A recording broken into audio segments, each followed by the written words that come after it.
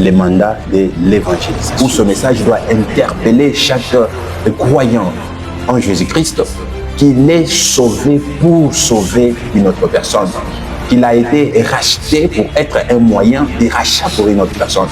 Le premier principe, c'est l'ordre ou les commandements. Le deuxième principe, c'est la condition ou l'état de la mission. Le troisième principe, c'est les soucis. Shalom, peuple de Dieu. Nous bénissons le Seigneur Dieu ce matin pour les souffles de vie qu'il nous donne et surtout pour l'opportunité qu'il nous accorde pour continuer notre enseignement que nous avions commencé la session dernière. Le thème que nous avions entamé la fois dernière s'intitule « Les mandats de l'évangélisation ». Nous avons dit l'évangélisation, c'est ça même la raison d'être de l'Église dans le monde. Si l'Église est dans le monde et qu'elle n'évangélise pas, elle n'a pas sa raison d'être. Parce que Christ, en quittant son trône souverainement élevé, il s'est fait homme. Il s'est humilié jusqu'à habiter avec les hommes dans la chair, les hommes mangeant et buvant avec les hommes, dormant avec eux, jusqu'à être frappé,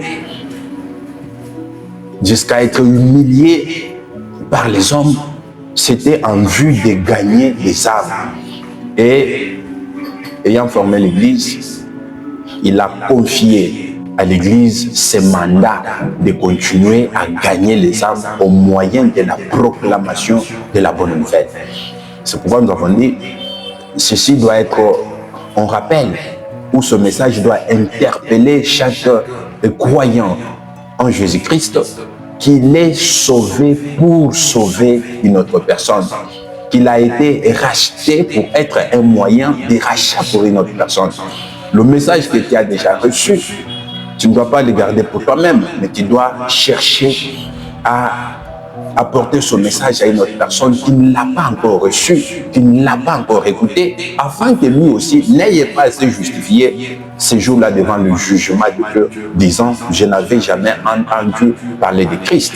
Quand vous prenez le livre de Matthieu, Matthieu chapitre 24, quand vous prenez juste le 14e verset, vous allez voir, le Seigneur Jésus-Christ dit que ce message de la bonne nouvelle doit être prêché à toutes les nations et alors viendra la fin. Si ce message n'est pas encore prêché, donc voyez combien la fin ne va pas venir. Tout le monde doit être touché, toutes les couches, toutes les langues. Ce message doit être suffisamment prêché pour que Christ soit nommé là où il n'était pas encore nommé, qu'il soit annoncé là où il n'était pas encore annoncé. Alors, je rappelle les 5 principes du mandat, comme je les avais donnés dans l'émission précédente. Le premier principe, c'est l'ordre ou les commandements. Matthieu, chapitre 28, du 18e au 20e verset, le Seigneur donne les commandements, il donne l'ordre. Et lorsque l'ordre est donné, ce qui reste de l'ordre, c'est son exécution. Il dit, tout pouvoir m'a été donné dans les ciels et sur la terre. Et avec ce pouvoir, il les lègue aux apôtres, en leur disant, allez, faites de toutes les nations des disciples. Vous voyez, c'est un ordre. Et lorsqu'on reçoit un ordre, on doit l'exécuter. Le deuxième principe, c'est la condition ou l'état de la mission. C'est-à-dire, il dit considérer combien le champ est grand, la moisson est grande, mais il y a trop peu d'ouvriers.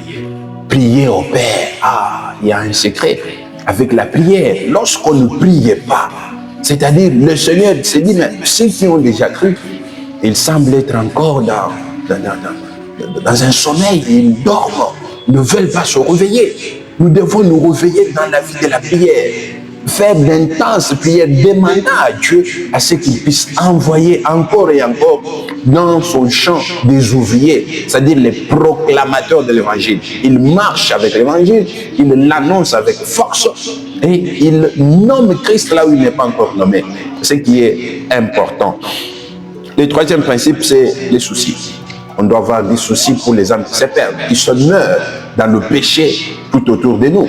Il y a des gens qui développent les habitudes de se réjouir de ceux qui mènent une mauvaise vie. Vous voyez, quelqu'un, il mène une vie d'impudicité, il mène une vie de vol, il mène une vie où il est déjà accro à l'alcool, accro au chanvre et à d'autres formes de drogue. Et il se meurt comme ça chaque jour. Mais celui qui les voit n'a pas pitié de lui. Il ne se fait aucun souci pour le salut de cette âme-là. Mais le Seigneur qui les voit, il pleure au fond de lui-même et dit, mais qui ira pour moi? Vous savez, dans les livres d'Ésaïe, le Seigneur dit, qui enverrai-je? Et le prophète dit, mais voici, envoie-moi.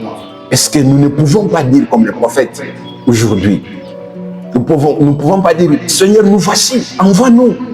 Nous sommes disponibles, nous sommes disposés à aller. Envoie-nous seulement. Ouvre une porte pour nous, afin que nous puissions rencontrer ces personnes au moment où ils sont bien disposés pour que nous puissions parler à leur cœur. Lorsque le cœur est touché, le Seigneur agit. Voilà.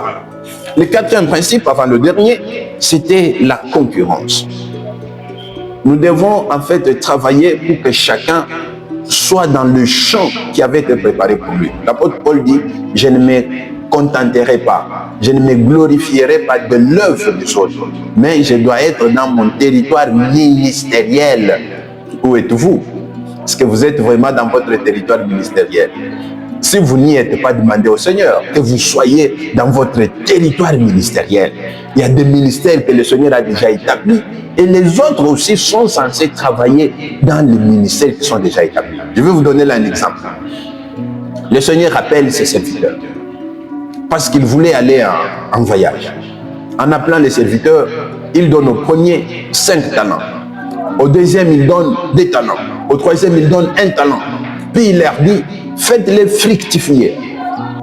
Et il s'en va. Quelques jours plus tard, il revient et il appelle ses serviteurs pour qu'ils rendent compte de comment ils ont fructifié l'argent qui leur avait été remis. Le premier arrive et dit, Seigneur, tu m'avais remis 5 talents, voici 5 autres. Il dit, ah, bon et fidèle serviteur, entre dans la joie de ton maître. Le deuxième vient et dit, Seigneur, tu m'avais remis 2 talents, voici 2 autres talents. Il dit, mais tu es impeccable.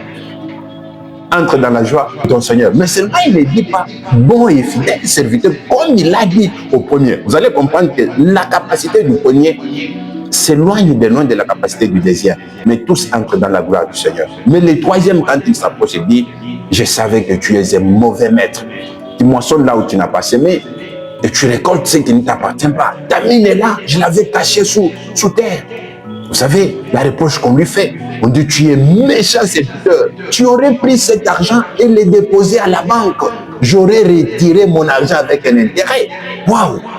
Comprenez, vous avez un talent, mais vous dites, vous n'avez que ce seul talent-là. Il ne faut pas l'enterrer sous terre.